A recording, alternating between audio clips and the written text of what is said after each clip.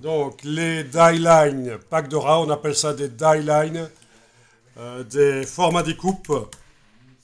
Voilà, die line. Comme ça, vous voyez, c'est les formats découpe. Et pas seulement découpe, hein. Vous avez vu aussi que ça fait le rainage, donc les plis, ce qu'on appelle en anglais le crease. Le crease, C-R-E-A-S-E, c'est le crease. Et la découpe, c'est évidemment le cut. Voilà. Et alors, le fond perdu en anglais, vous devez peut-être connaître. Fond perdu en anglais. Vous avez un cours d'anglais technique? Bon, je vous le dis, ça fait penser à Halloween. Fond perdu en anglais, c'est le bleed. Voilà. Donc on a le bleed, le crease, le cut. C'est-à-dire dans l'ordre le fond perdu, le rainage et la découpe. Donc c'est tout ça qu'on va trouver dans le fichier. Donc on va analyser un peu ça. Donc on va lancer évidemment Illustrator.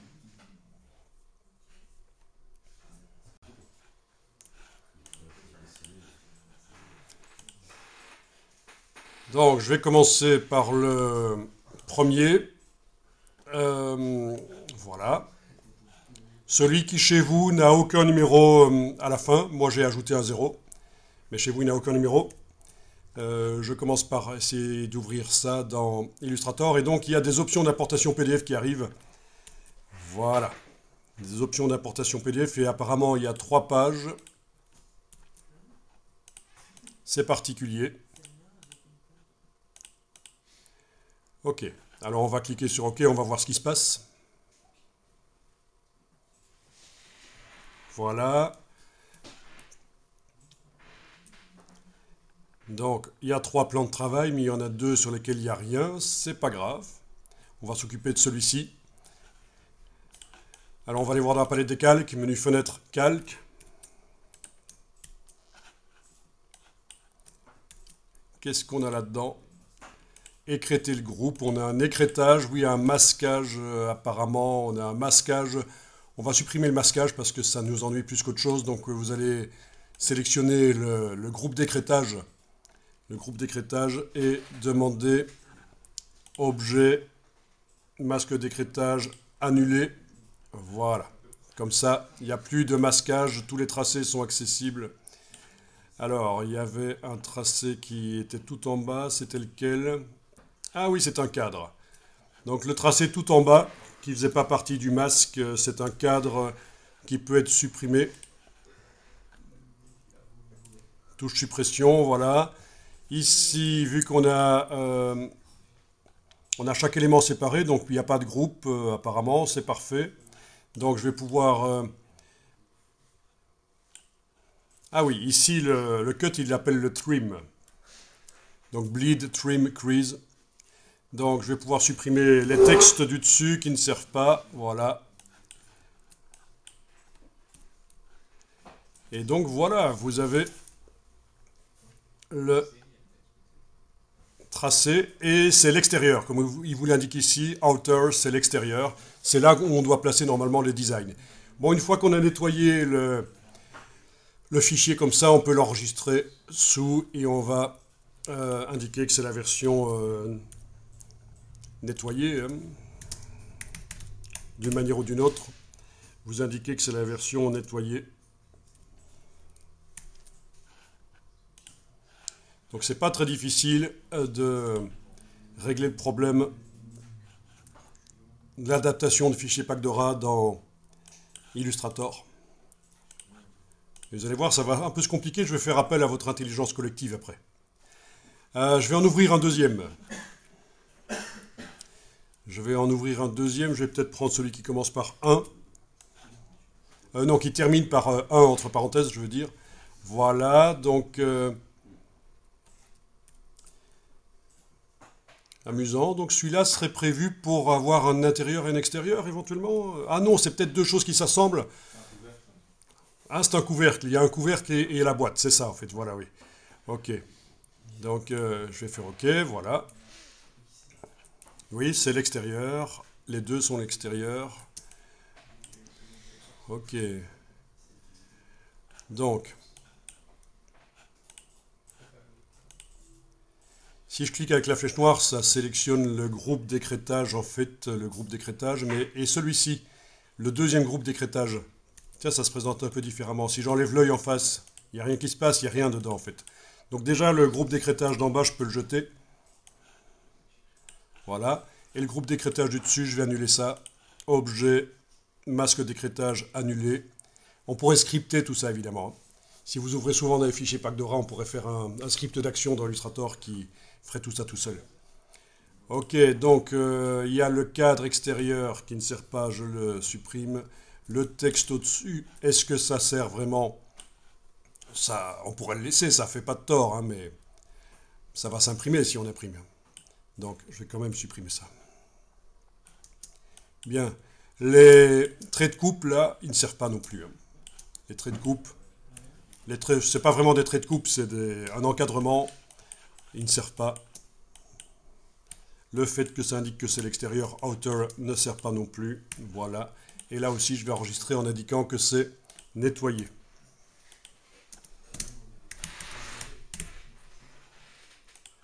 Voilà. Donc sur l'autre, j'avais pas supprimé les petits coins.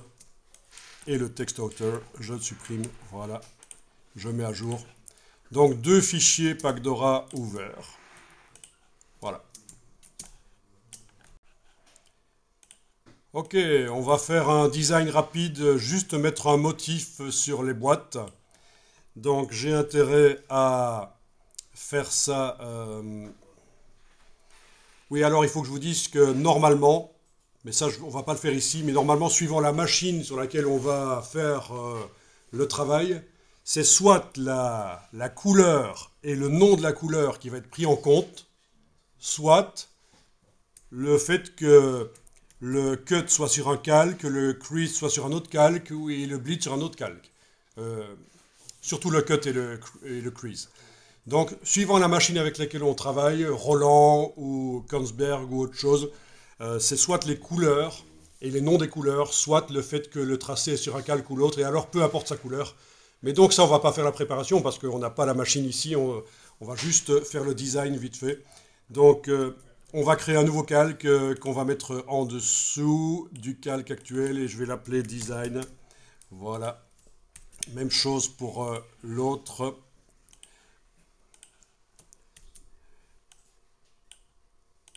Il vous en faut deux minimum ouverts. Voilà. Voilà, design.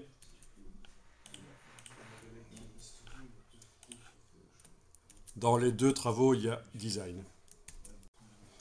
Ok, je vais verrouiller le calque qui contient le cut pour l'instant, dans les deux fichiers.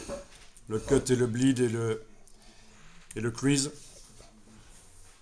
Et je travaille sur le calque design. Donc l'idée c'est de mettre un motif. Donc ce que je vais faire c'est simplement faire un rectangle qui recouvre tout en fait, hein. Voilà. Peut-être leur dimensionner pour qu'il n'aille quand même pas trop loin. Et je vais lui mettre en fond un motif. Alors le motif, on ne va pas s'amuser à le faire.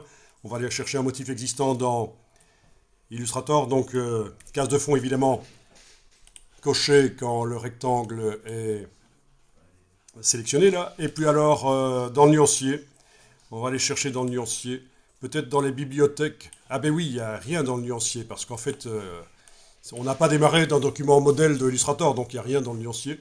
Et ici, menu en bas à gauche, motifs, et vous allez chercher les motifs que vous voulez. Vous connaissez, hein, normalement, c'est pour ça que je vais rapidement là-dessus. Ok. Bien.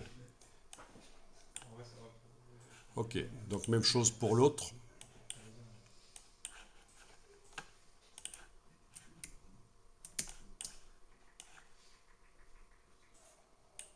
Logiquement, il faudrait deux rectangles là, mais c'est pas grave, j'en fais un seul, c'est bien.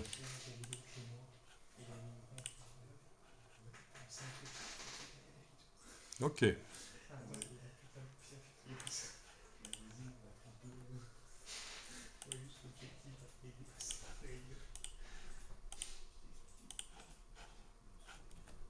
Bon, vous avez remarqué que vous avez intérêt à quand même sélectionner le, ce qui vient de Pacdora pour enlever le fond blanc,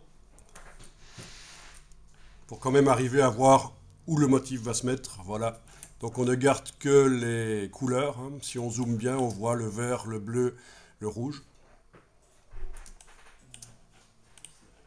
Donc il s'agit de déverrouiller le calque qui vient de Pacdora, sélectionner et enlever en fait le fond blanc. Voilà.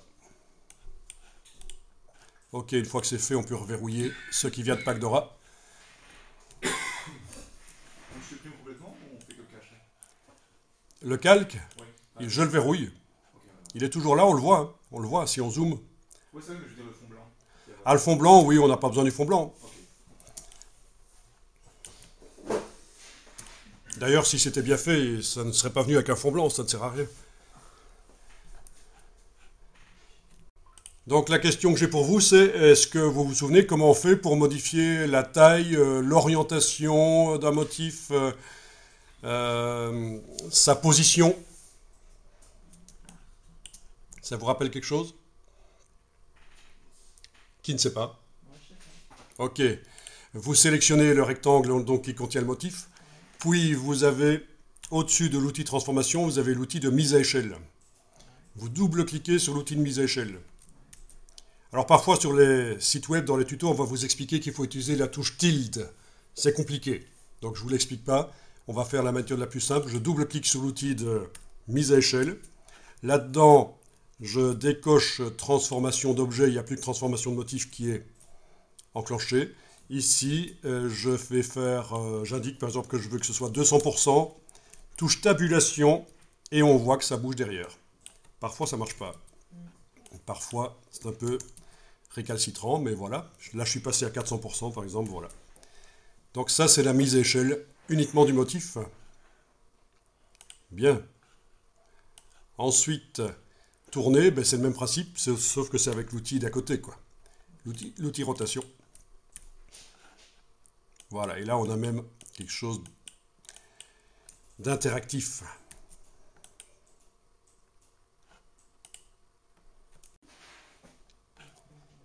Bien. Oui, alors les motifs, on peut modifier leurs couleurs, etc. Mais n'allez pas jusque-là. Vous savez comment on fait pour modifier le motif, les couleurs? Non? Bah alors, il devrait normalement apparaître dans la palette nuancier du document. Menu fenêtre, nuancier. Ouais, il est là. Si vous double-cliquez là-dessus, mais alors avant de faire ça, il vaut peut-être mieux zoomer et qu'il n'y ait rien. Vous mettez sur le côté le plan de travail parce que sinon il va apparaître, ça va être gênant. Donc, avant de passer en mode isolation, il vaut mieux donc le mettre sur le côté avec la barre d'espacement. Et double-clic sur le motif dans la palette nuancier. Et là, vous êtes en édition de motif, hein, avec le fil d'Ariane là au-dessus. Et donc, vous avez la possibilité d'aller sélectionner. Alors, je tente ici une sélection avec la flèche noire. Ça sélectionne tout, c'est foireux. Il faut que je prenne la flèche blanche plus pour arriver à sélectionner seulement une des formes. D'accord? Donc par exemple, je vais modifier cette couleur-là. Enfin, ce gris. Oui, il est là, ce gris. Comment je fais pour sélectionner toutes les formes qui ont ce gris-là? La baguette magique est utile, en effet. Elle est intéressante. Moi, j'ai tendance, quand la baguette magique n'est pas vraiment nécessaire, à utiliser sélection identique couleur de fond. Mais la baguette magique est intéressante parce elle peut sélectionner des couleurs qui sont semblables mais pas identiques. C'est une espèce d'évolution de ceci. Donc sélection identique couleur de fond. Donc tout ce qui a le même gris est sélectionné. Et donc je peux par le nuancier, il vaut mieux utiliser le nuancier, vous savez, dans Illustrator, hein, ne cliquez pas à la manière Photoshop là-dessus et commencez à mettre les couleurs là. Vous passez à côté des possibilités du nuancier. Donc dans le nuancier, je vais faire une nouvelle couleur, par exemple, voilà. Vous connaissez, vous savez ça, le nuancier, l'intérêt du nuancier par rapport au choix par le sélecteur de couleurs quand on double-clique là-dessus à la manière Photoshop. Vous voyez l'intérêt? ça enregistre la couleur, mais surtout, elle est globale. Il y a un lien entre la couleur et les objets qu'il utilise. Et donc, quand on modifie la couleur dans le nuancier, ça modifie les objets. Sans même devoir les sélectionner, sans même s'ils sont sur un calque verrouillé, ou dans un motif, ou dans un dégradé. C'est génial. Donc, menu de la palette nuancier, nouvelle nuance. Donc, là, je vais faire couleur globale. Oui, c'est déjà coché, c'est parfait. Voilà, je crée la nuance. Bien sûr, si je laisse le noir à 100%, j'aurai jamais de la couleur. C'est logique. Voilà. Que dire de plus? Voilà, on est en CMJN, c'est un document de type CMJN, donc au niveau des couleurs, vous ne pouvez pas mettre de couleurs vives dedans. Donc si la sortie permet des couleurs vives, c'est un peu foutu, quoi. Mais donc, on va quand même faire comme ça, on va continuer, on ne va pas interférer dans l'explication ici. Je clique sur OK. On a une couleur globale, reconnaissable avec son petit triangle blanc. Voilà. Et on quitte l'édition de motif éventuellement. Voilà. Je zoome en arrière, il est là, voilà. Il est là. Et donc, sans même devoir sélectionner le motif, l'éditer, normalement, si on va double-cliquer sur la couleur là dans le nuancier, ça devrait télécommander la couleur qui est dans le motif. Ça marche. Parfait.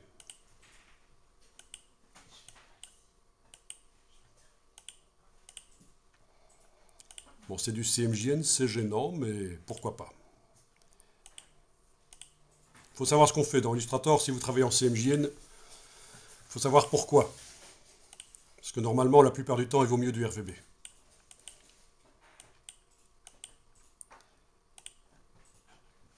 Ok. Mais c'est une autre histoire, on y reviendra éventuellement. Bien. Donc on a les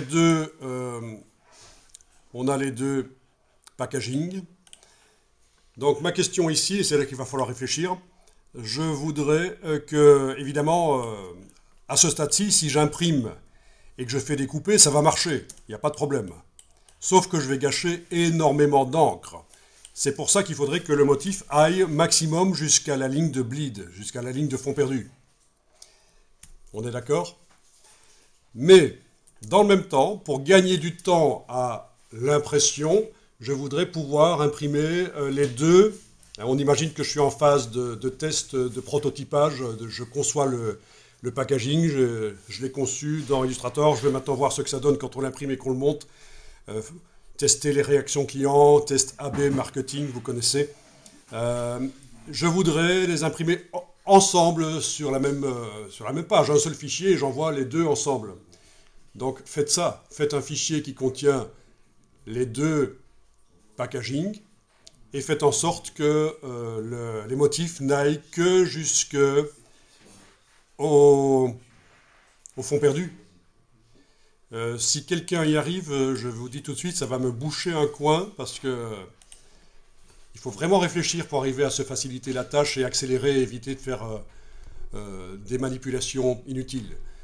Il n'y a que 2 packaging, mais j'aurais pu vous demander de faire la même chose avec 5, 6, 7 packaging différents qu'on imprime ensemble pour tester. Et là, plus on multiplie le nombre de packaging qu'on imprime ensemble, plus ça va être intéressant la technique que je vais vous montrer pour que le motif ne soit visible que jusqu'au bleed. Si quelqu'un trouve, ça me bouche un coin parce que, voilà. Comment vous feriez pour que le motif n'aille que jusqu'au bleed? Avec le Pathfinder. Donc pour que la forme rectangulaire qui contient le motif devienne la forme du bleed, par exemple. Oui. Gardez bien une copie, parce que vous allez avoir besoin de la copie. Donc on va enregistrer et on va indiquer que c'est la version 0.1. Et tout de suite après, on va enregistrer avec la version 0.2. Comme ça, la version 0.1, vous n'y touchez pas. Vous la gardez en réserve. Donc voilà, je vais faire ça pour les 2 fichiers. Premier fichier et deuxième fichier, j'enregistre. Ok, donc je clique dans le nom, il est fort long. Hein. J'utilise les flèches au clavier pour aller au bout, hein, vous connaissez? Flèche vers le bas par exemple pour aller au bout, flèche vers la droite sur le clavier. Ça va être le 0.1. Vous parlez avec une automatisation Non, c'est manuel. Je vous demande si je mets, si j'ai 12 packaging pack Dora Ouais. et j'ai une imprimante qui permet d'imprimer plusieurs mètres carrés d'un coup, hein. Je veux les imprimer tous d'un coup, un seul fichier Illustrator, et je veux que, ben, pas gâcher de l'encre, je veux que l'encre aille pas au-delà du bleed de chaque packaging. Si je pense que c'était avec le même motif. Ah non, ils ont des motifs différents. C'est des designs différents à chaque fois. Ouais, ouais. Voilà. Et on imagine qu'on a travaillé 3 heures sur le design, on a mis des textes, etc. On va pas le faire ici, mais... Donc, voilà, ça, c'est pour vous faire comprendre qu'il existe toujours des solutions pour aller plus rapidement. Ce que je vais vous montrer là, je l'ai montré à quelqu'un qui est dans le métier et ça lui a été bien utile parce qu'il faisait autrement et ça lui prenait du temps. Ceci dit, je ne suis pas en train de dire que je connais tout, pas du tout, hein. Moi-même, je regarde plein de tutos, plein de choses, et ce que je lui ai expliqué, à mon avis, je l'ai vu ailleurs. Donc, je vous montre, je fais un nouveau document. Je vais partir du format A4, je vais le faire en RVB. Non, je vais le faire en CMJN parce que mes documents sont CMJN, voilà. Ok. Voilà le format A4. Je vais sélectionner tout ça. Donc, le cut, toutes les lignes et le design, je sélectionne. Ah oui, alors, on va faire comme ça, oui. Ok. Il faudrait quand même que j'ai renommé, sans doute, ce sera pas plus mal. Die-line et design, voilà. Die-line et design, ça c'est le premier. Et celui-ci, die-line et design aussi.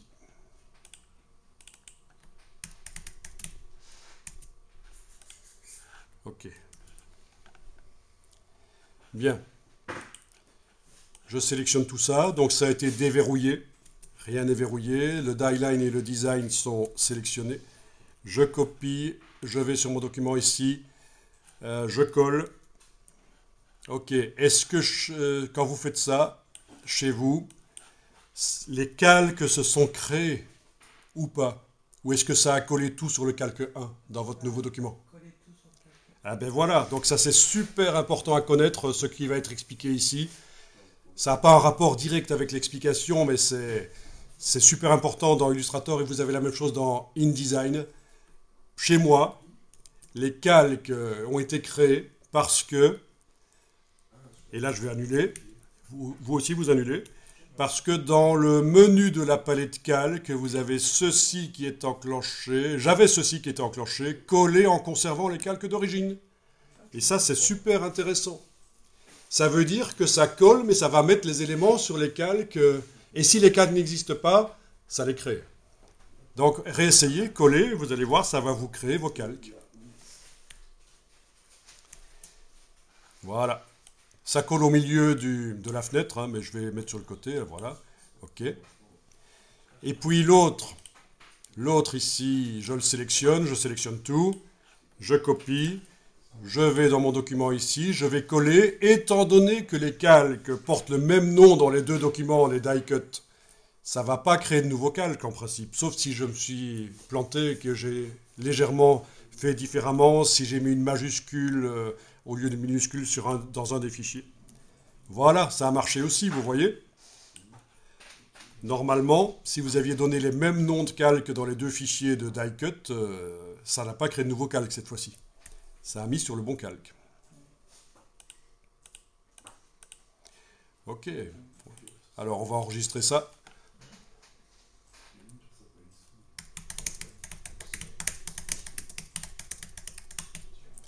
Bon, j'ai juste appelé ça deux die lines sur un seul fichier, mais voilà.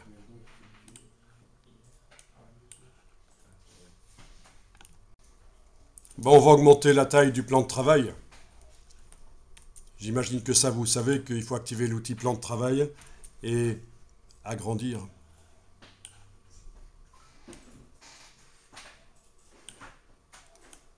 Illustrator est très complexe, il n'y a personne qui connaît Illustrator à fond, hein, donc tout le monde apprend régulièrement des choses.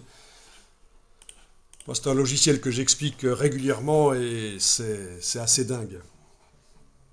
C'est assez dingue à quel point c'est pas facile.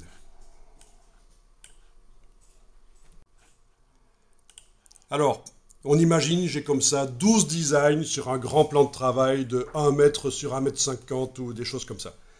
Comment faire en sorte que ça n'imprime pas la couleur jusqu'au-delà du bleed, au-delà de la ligne verte?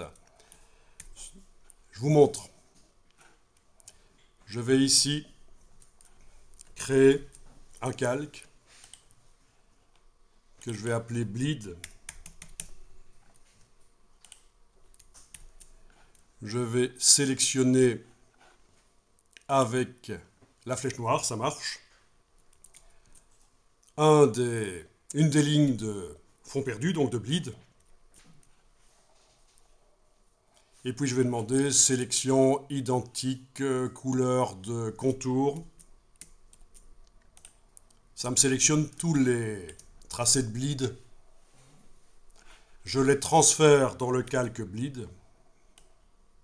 Voilà, et je peux verrouiller les autres pour l'instant, c'est plus sûr. Encore une fois, vous imaginez qu'on en a 12 sur la même planche. Qu'est-ce que je fais ici? Je trace un rectangle que je mets en fond blanc.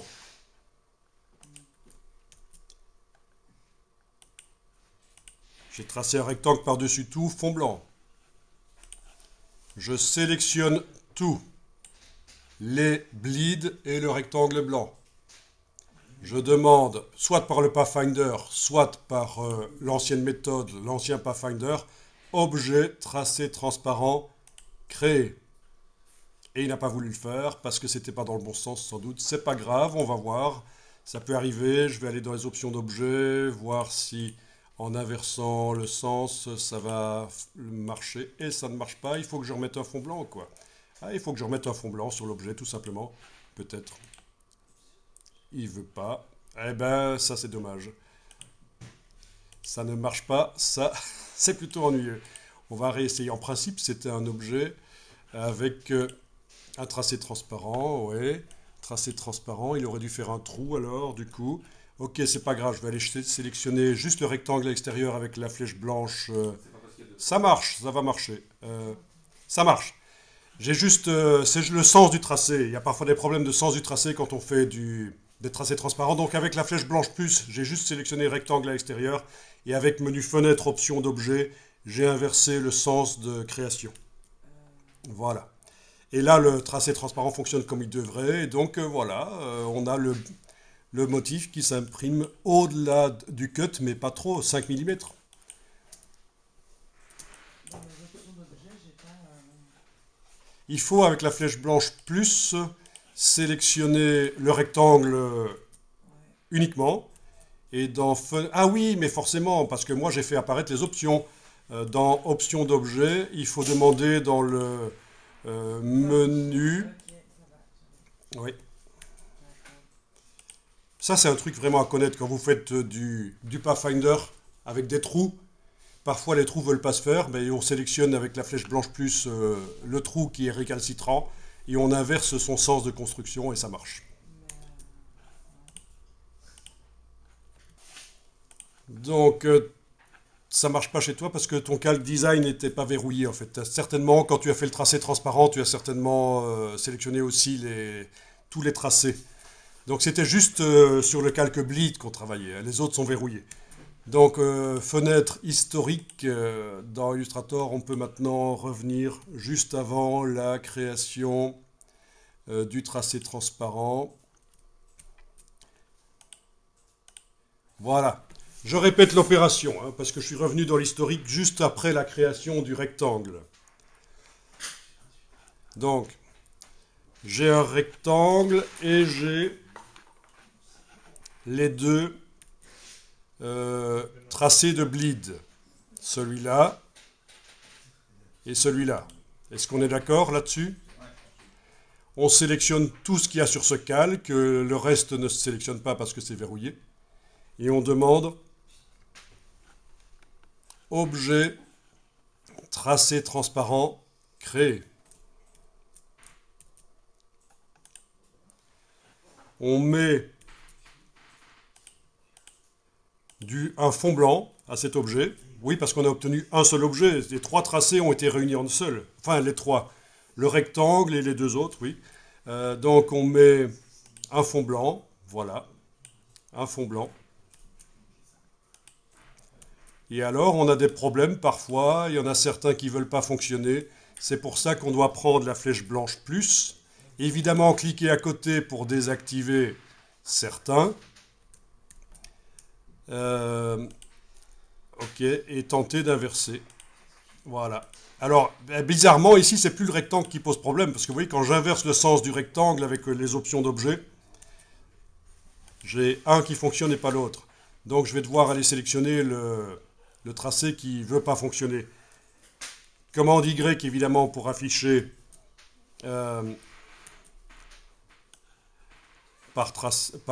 sans les couleurs. J'englobe tout ça, voilà le bleed qui se sélectionne. Commande Y, et je tente d'inverser, et ça marche. Voilà.